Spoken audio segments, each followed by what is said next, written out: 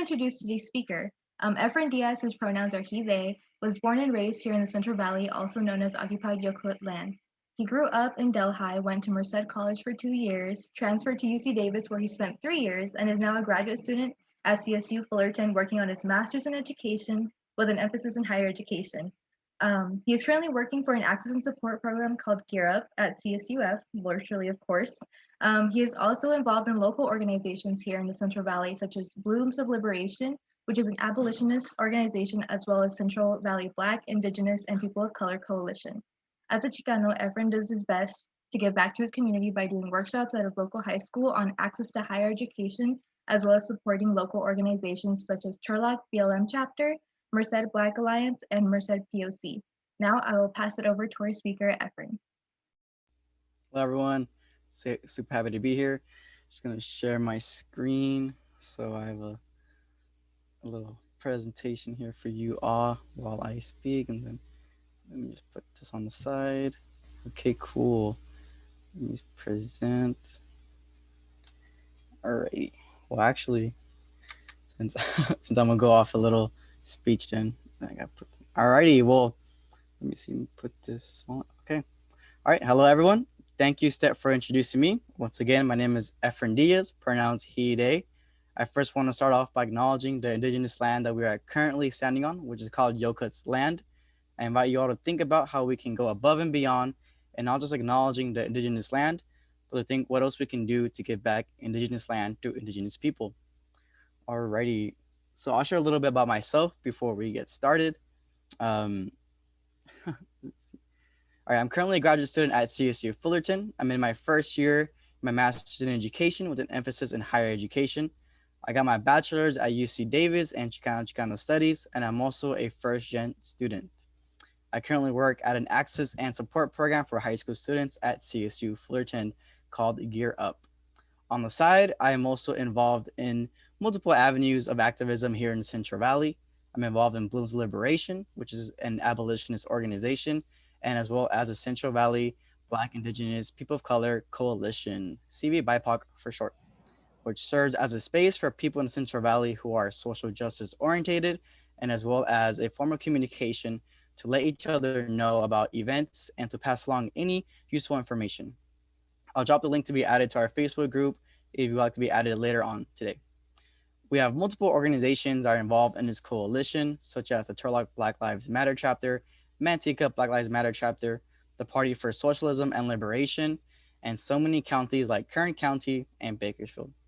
Some of the current work we are doing is holding accountable the Modesto Police Department for the murder of Trevor Seaver. His parents had called the police to make sure he was safe after leaving the house frustrated, and not even 15 seconds on the scene, the officer Joseph Lamantia had pulled his gun, shot, and murdered Trevor Seaver because he was told he had a gun. We're also holding the mayor of Atwater and his city board accountable, who are infamously known for claiming Atwater to be a sanctuary city, quote unquote, for local businesses to not follow CDC regulations, yet harassed and yelled racial slurs at a street vendor named Ronaldo. And this happened, I believe, just this past weekend. Through the coalition, we have been able to hold weekly and monthly meetings to discuss the state of the Central Valley and how we can come together as organizations and community members to advocate on behalf of our communities and have a collective goal. As a result of having these meetings, we have created committees who are dedicated to solve issues in the Central Valley. For example, we have the Trevor Seaver Committee who meet every Monday to discuss how to get justice for Trevor. We have a political power mapping committee who are dedicated to power mapping positions of power in the Central Valley so we can put people that look like us and that we can trust on those positions so they can make decisions for the community by the community. We have created a system that if an issue arises, we can create a committee that is dedicated to resolving that issue that is made up of organizers and community members that meet separately outside of our general coalition meetings. We are currently planning a one-day retreat for organizers and community members on June 26th so we can reground ourselves and our mission.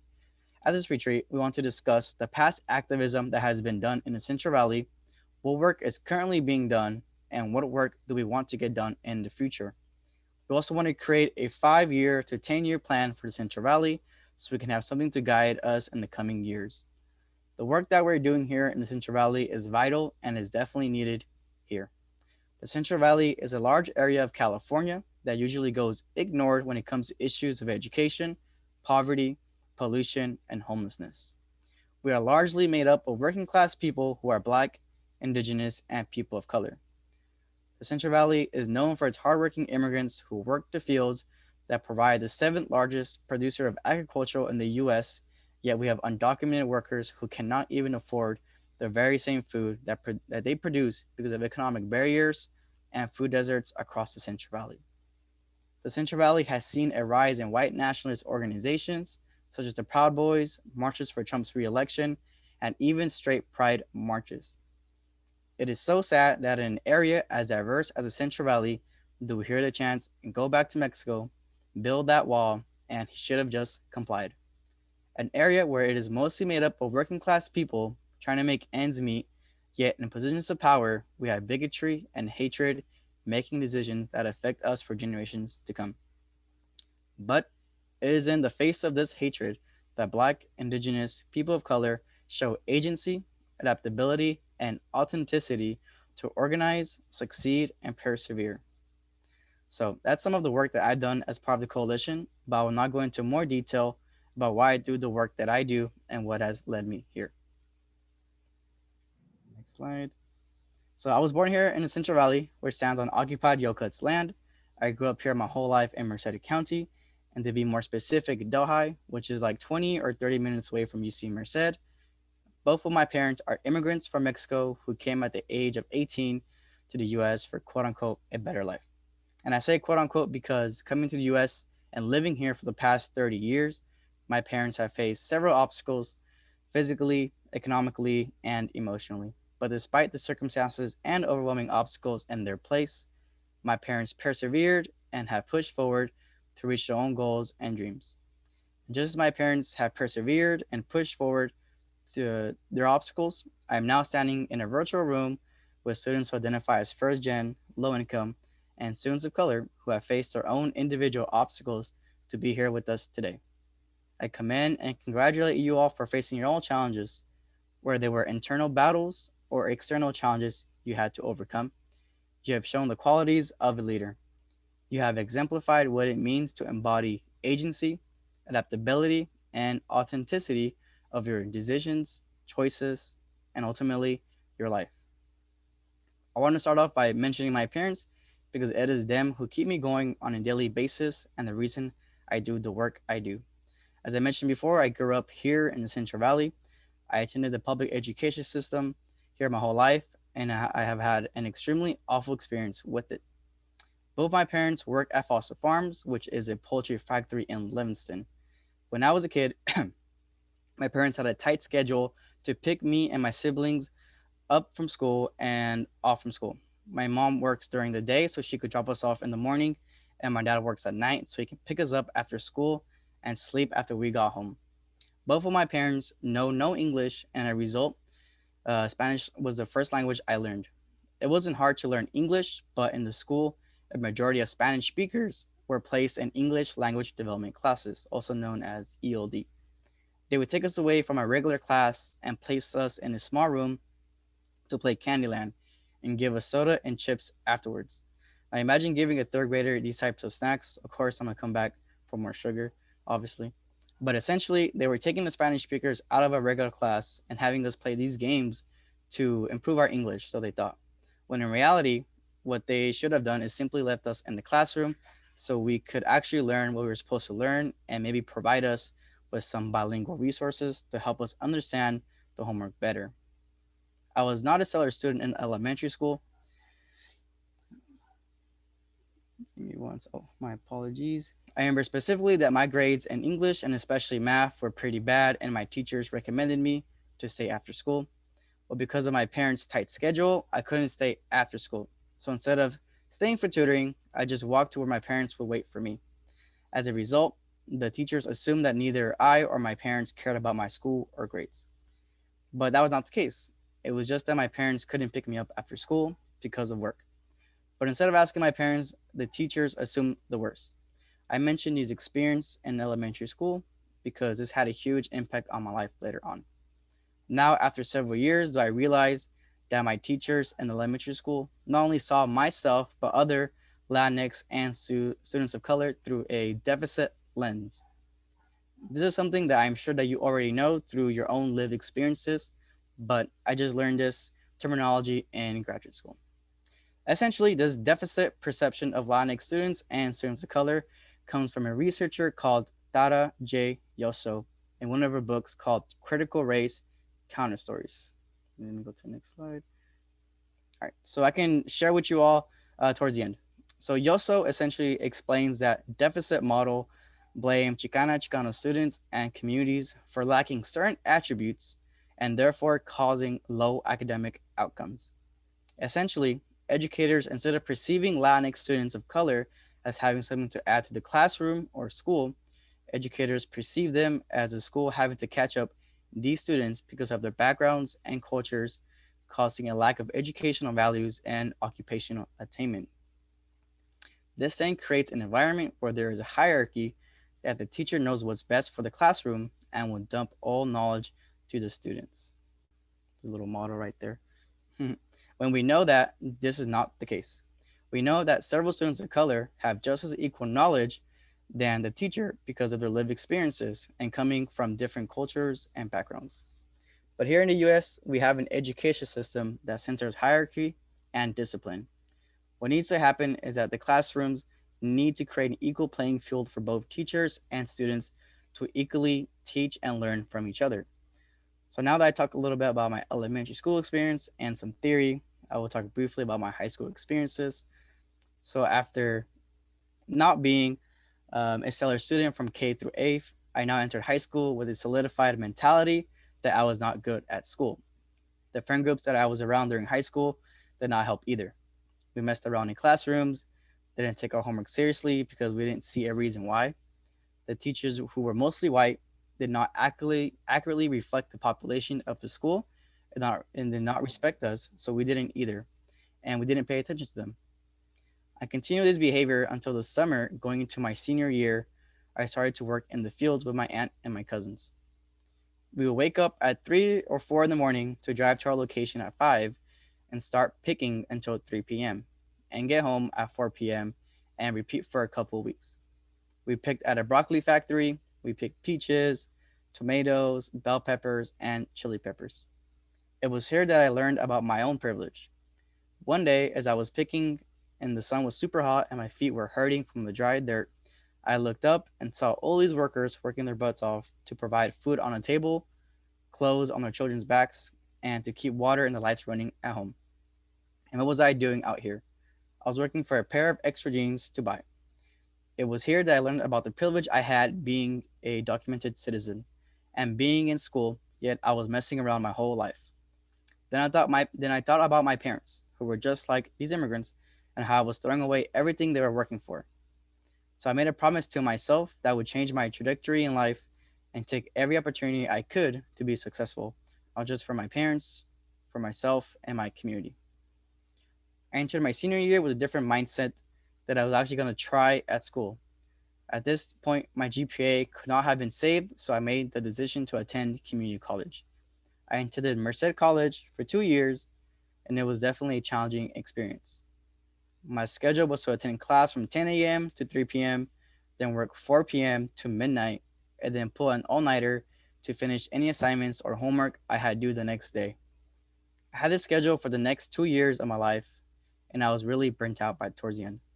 But I managed to be fully involved on campus with the local Merced chapter of MECHA, which stands for Movimiento Estudiantil Chicanx de Aslan, the Anthropology Club, the Honor Society, and the Student Government Association.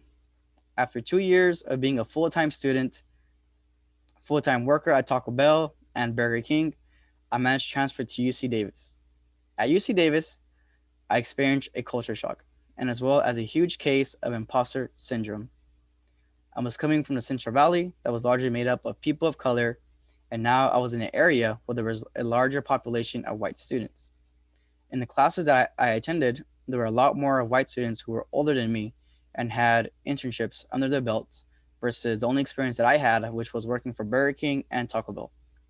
My grades suffered because I was not prepared for the quick shift from semester to quarter system, and I had so much built anxiety over starting assignments from class that I could not get myself to do them.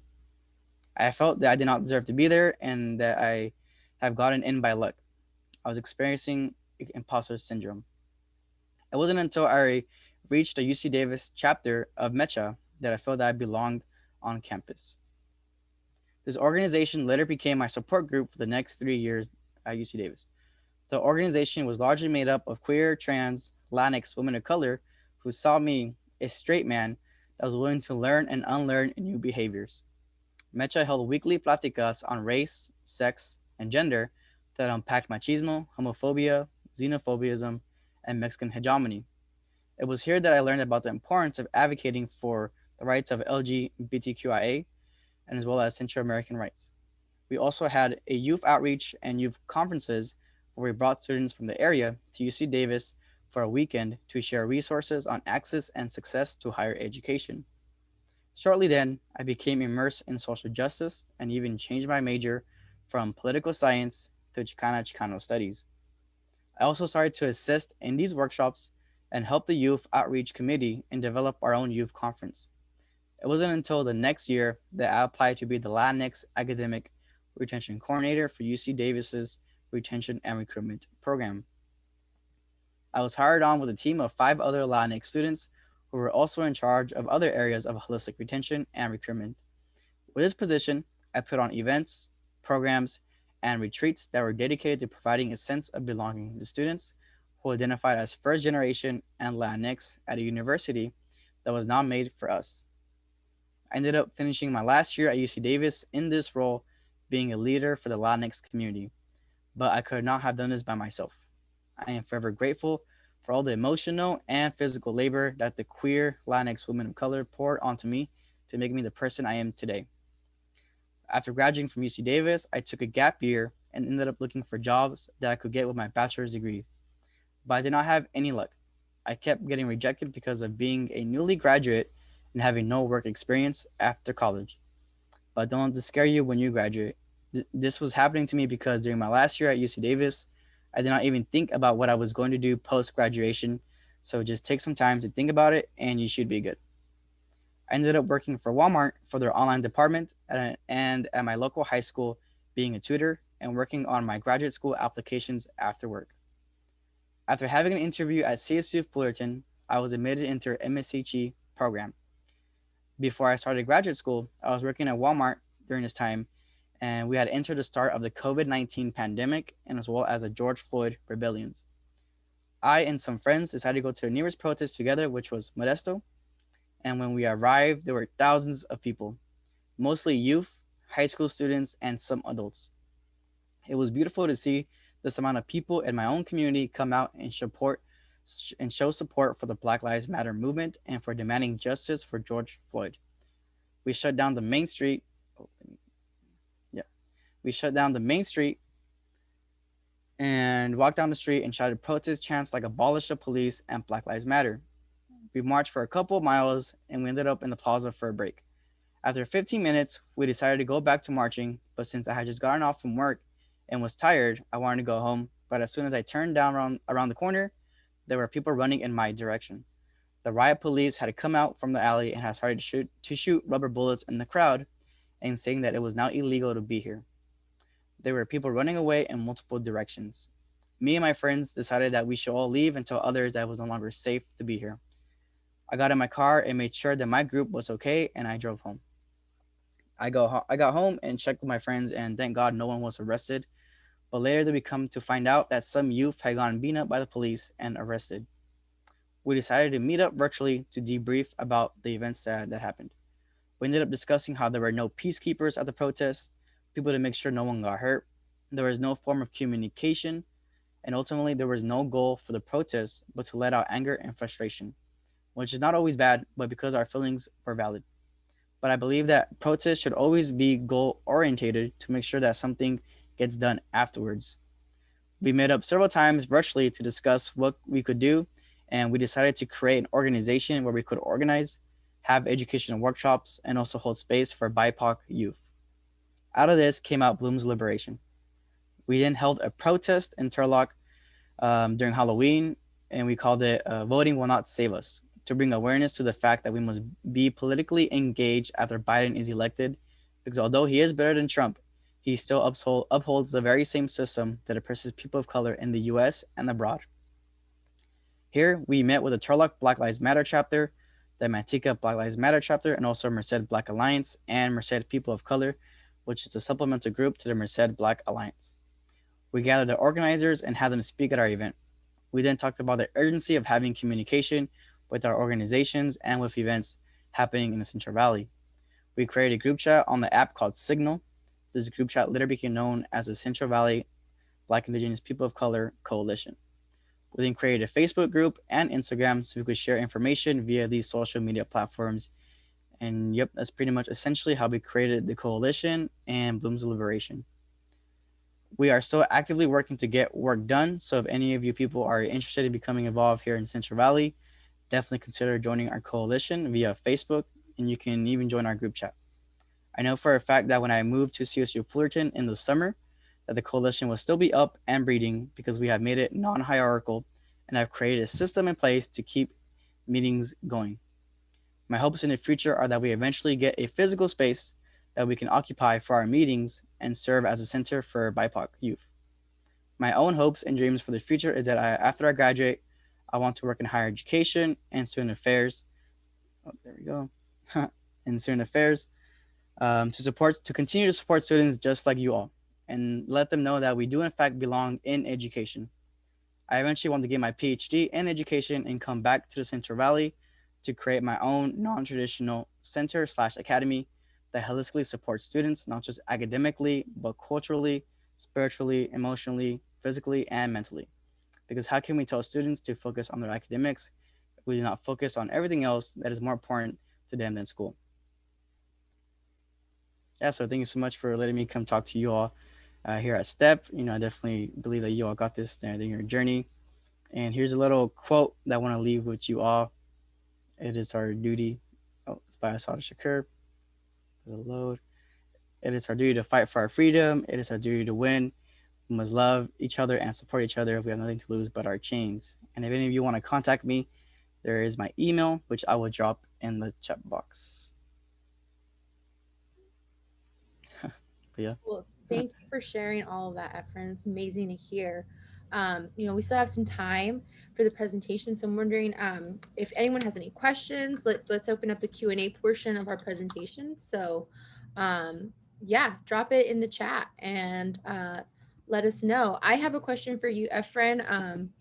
You talked about in your presentation.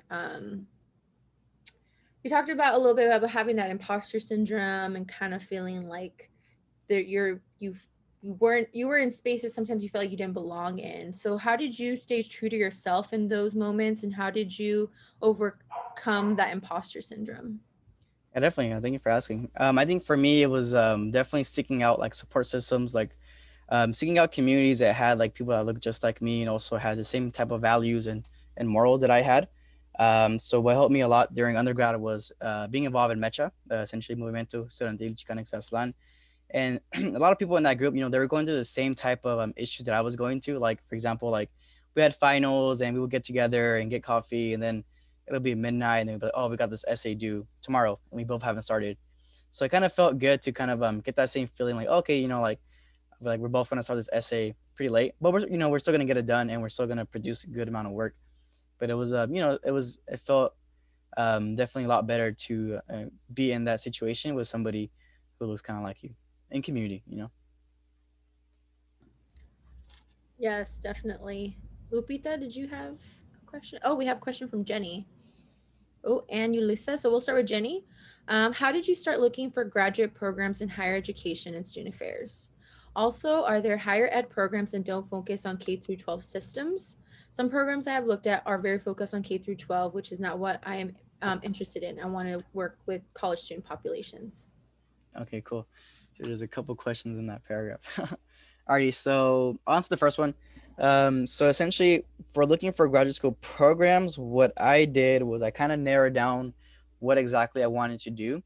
So I knew that I wanted my master's to be in education. So I looked up education, and then there's different forms of education. There's higher education, which essentially has to do with like post K through 12, and there's the K through 12 education system, right? So I knew from personal experiences, just me being like a non-traditional teacher in Sacramento. It was like a job I had working for Freedom Schools. I had my own classroom of students. I knew from that experience that like, yes, I like being with youth, but I couldn't, I was too nice of a person to kind of be like, hey, don't do that, like start reading. So I knew that being involved in a classroom wasn't for me, because you have to have certain like tactics to get students to read, right? So I knew that the avenue for me was higher education, because I did want to bring that sort of level of education in higher ed to the public K through 12 system. So after that, after I made that decision, I started to look up, what's the top 10 like education programs in California.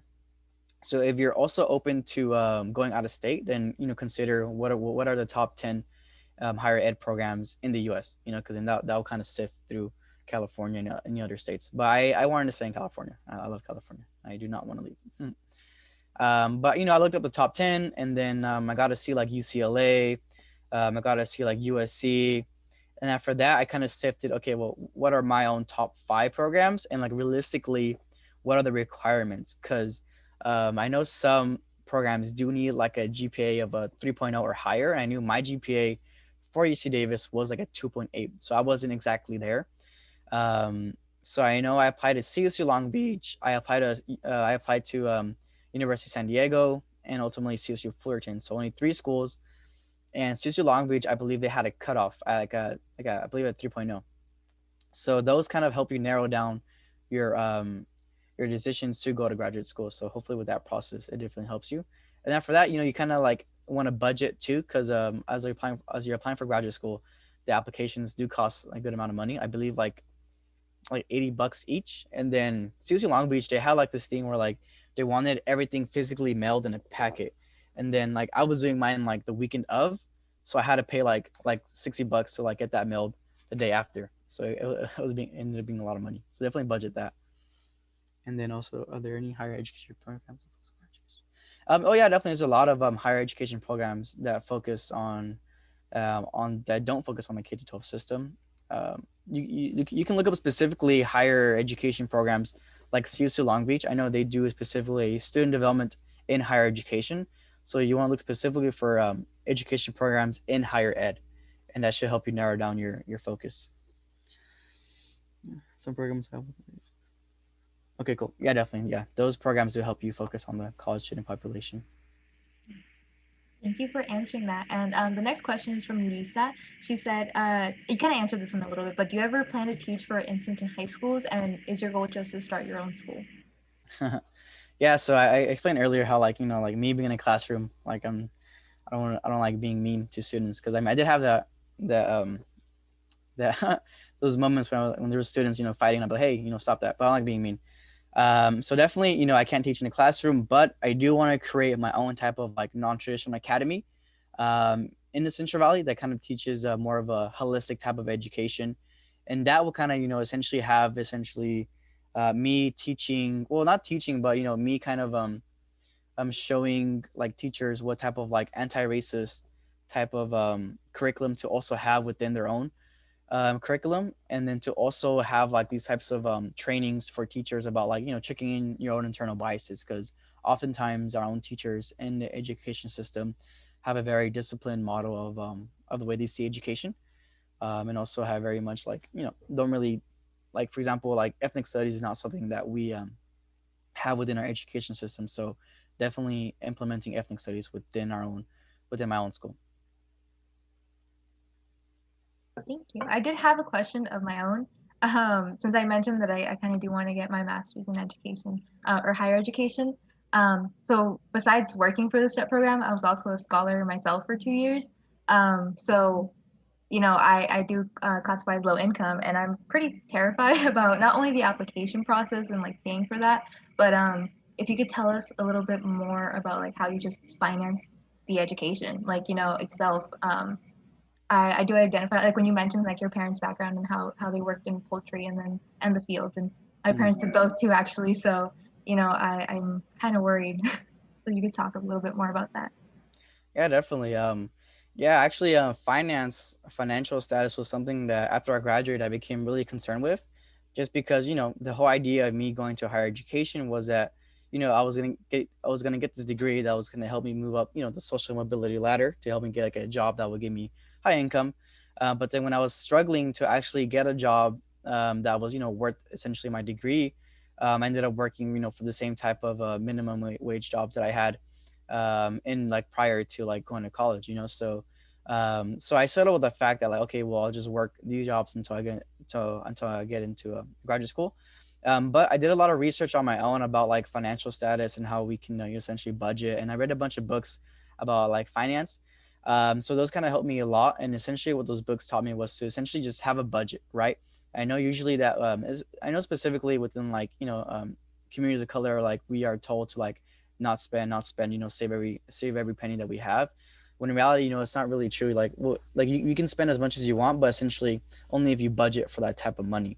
Like for instance, after I was working full time at Walmart and whatnot, like every time I'll get a paycheck, I would split up my money like in three ways. Like 60% of my money will go to expenses, and then 30% of my money will go to financial goals, and then 10% of my paycheck will go to myself, so like eating out and stuff.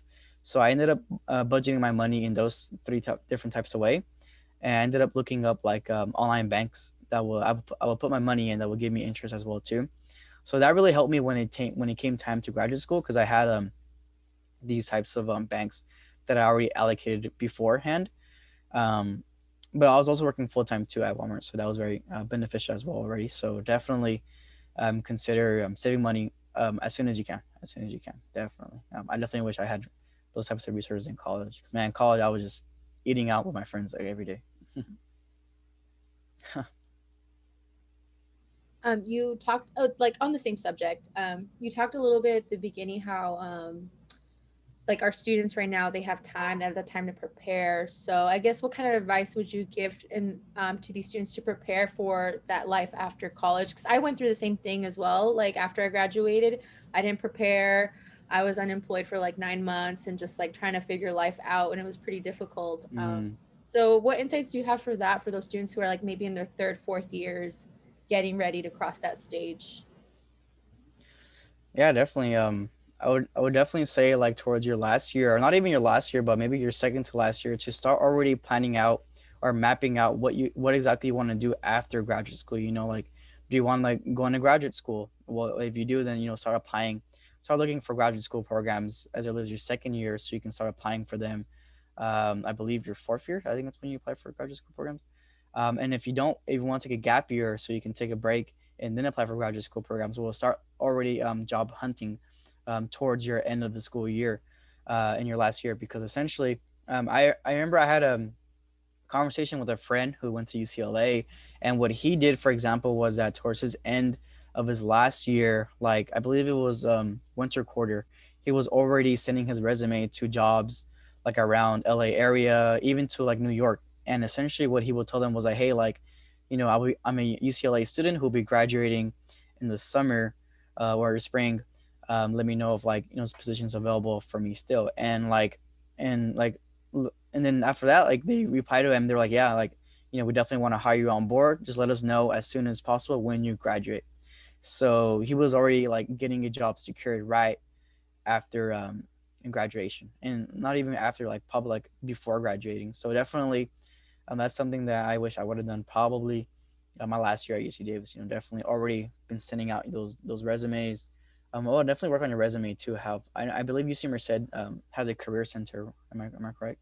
But definitely meet with those counselors, even with your step counselors, to work on your resume to have that out.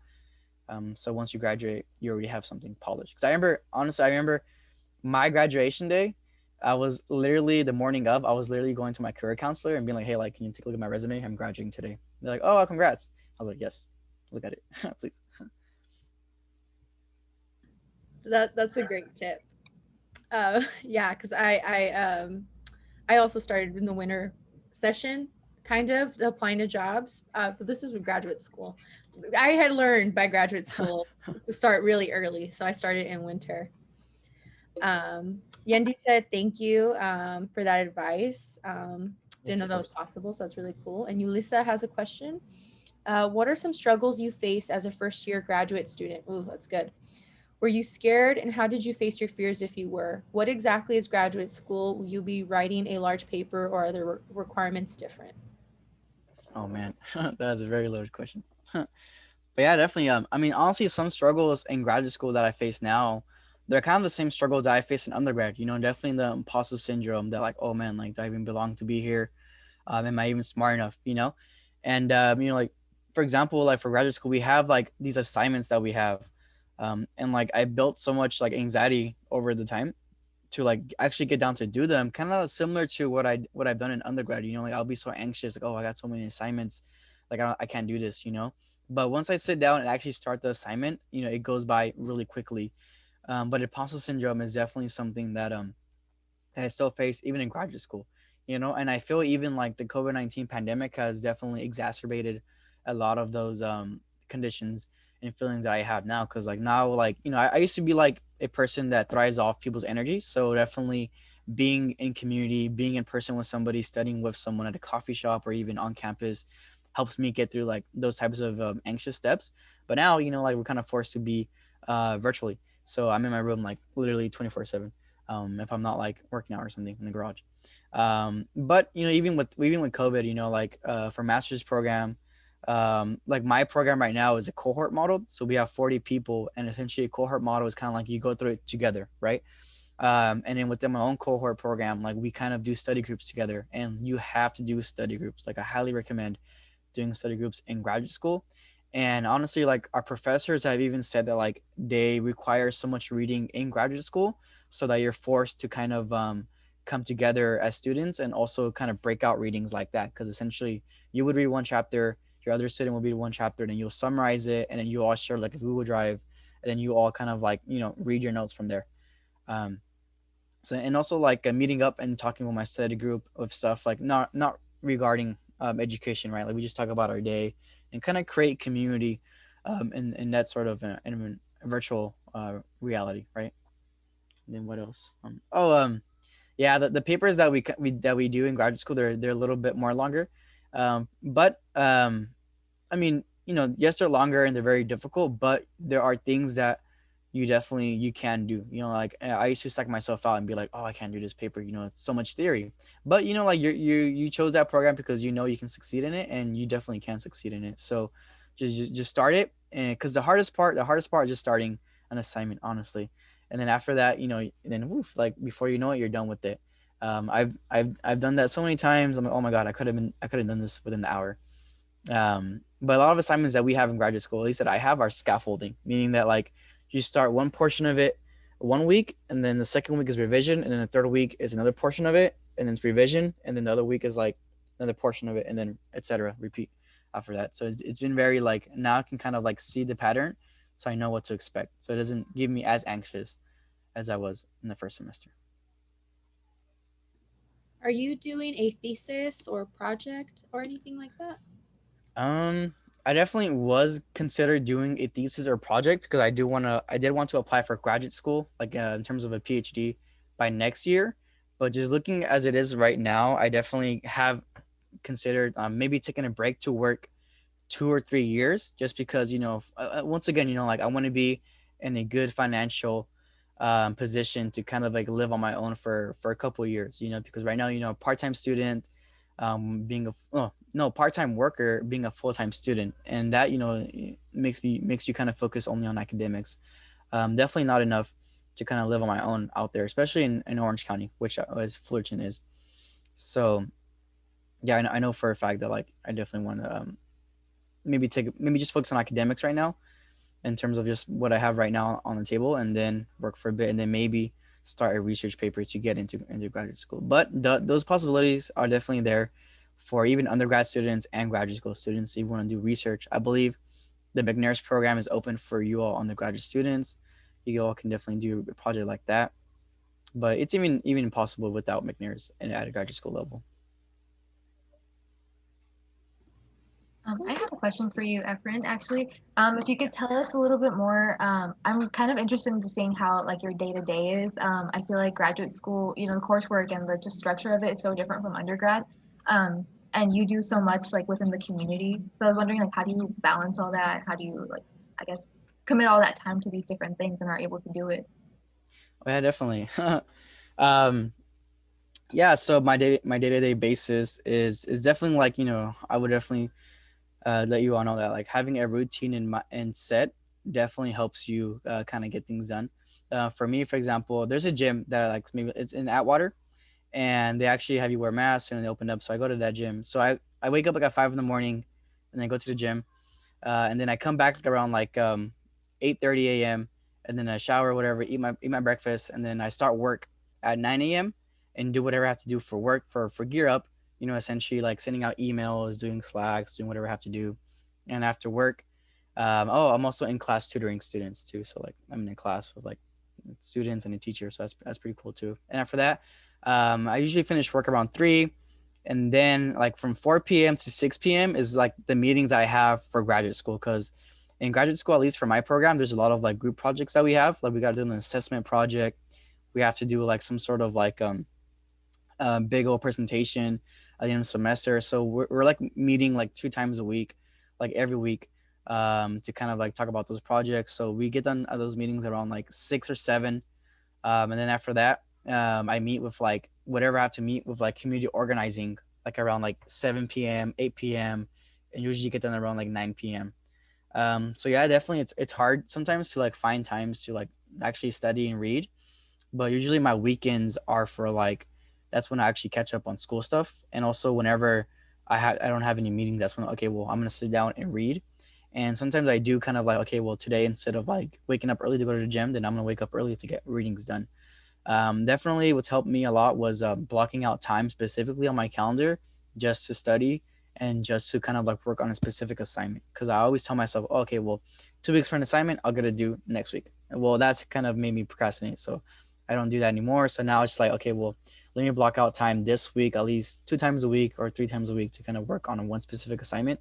And then before you know it, like I'm done with it. By the time like it falls up in the week. And then usually on Saturday mornings, there's like protests that I go to. Usually when we organize them, but sometimes when it's a heavy semester or a heavy week, I'm like, yeah, I can't really go to it because the protests will still happen even when you're not there. So don't feel obligated to go to certain like events. Like they're still gonna happen without you. Um, but definitely, prioritize yourself. Prioritize yourself because at the end of the day, like you can only take care of your community if you take care of yourself first.